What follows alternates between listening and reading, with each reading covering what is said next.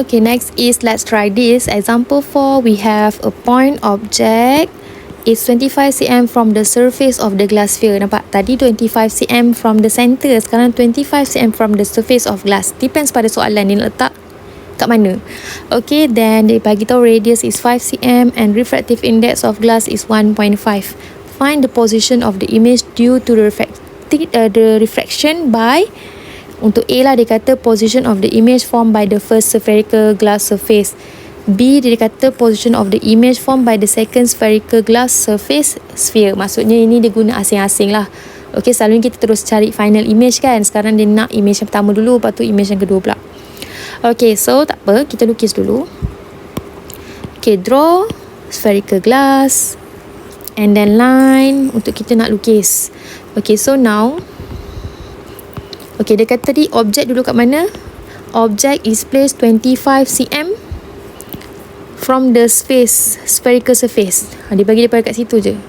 From the surface of the glass. Jadi saya assume objek duduk sini 25 cm. So ini adalah U1 lah, sebab dia memang duduk daripada objek kepada surface of the first refracting glass. Okay, so ini adalah first surface, ini adalah second surface. Sebab objek duduk sini.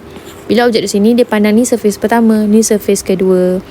Okay, kemudian nak buat apa? Jangan lupa front back tu. Front back.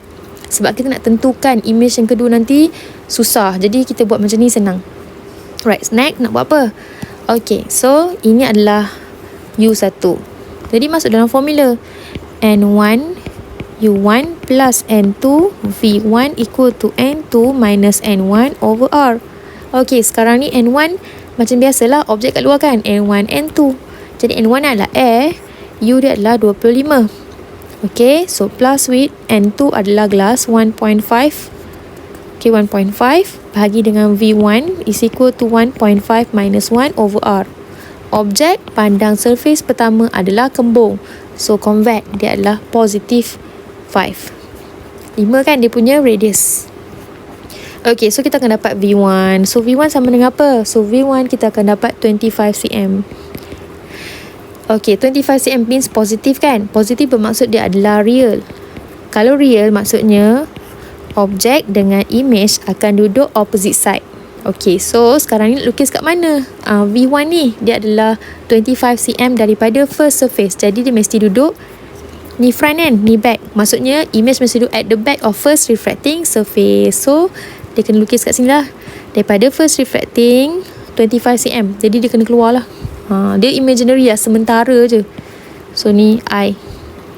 Sebab jarak ni, logik dia 25 adalah keluar daripada bulatan lah. Sebab bulatan ni hanya 10 cm. Jadi 25 ni keluar lah daripada bulatan. Macam tu lah awak assume So ni adalah V2. Nilainya adalah 25 cm.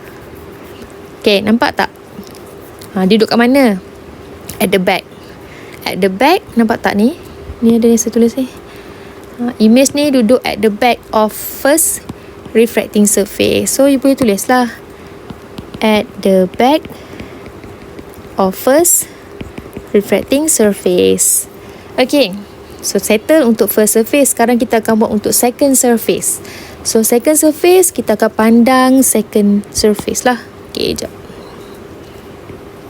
Okay, second surface. So sekarang ni kita akan cari dulu image tadi ni akan jadi second object. Okay, so berapa jarak second object kepada second refracting surface? Yang ni. Ni adalah U2.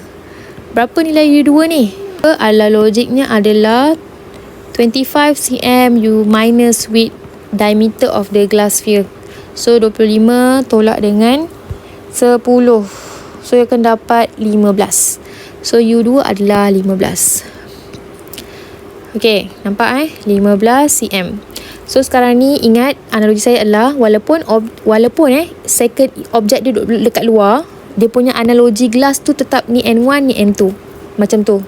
So N1 over U2 tambah N2 over V2 is equal to N2 minus N1 over R. So N1 adalah glass 1.5 over U2 15 cm. Nampak tak 15 ni duduk mana? Tengok 15 duduk kat mana? Duduk dekat back. Dekat belakang. Dekat luar daripada ni kan? Maksudnya duduk dekat back. Jadi kena letak negatif. Sebab objek negatif ni dia adalah objek yang virtual. Okay, sebab dia duduk kat belakang glass. Image ni kita imaginary sebagai second object, dia duduk dekat belakang surface.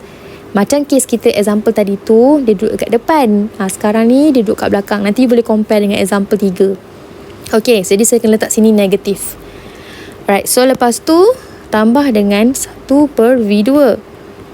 So 1 minus 1.5, jadi R kita kena letak negatif 5. Kenapa negatif? Sebab objek asal dengar saya cakap ni, objek asal pandang surface 2 adalah concave,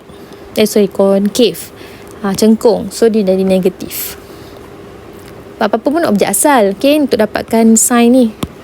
So dapat berapa nilai V2? Kita akan dapat V2 sama dengan 5 cm. 5 cm means that dia adalah real. So real means objek dengan image mesti duduk opposite side.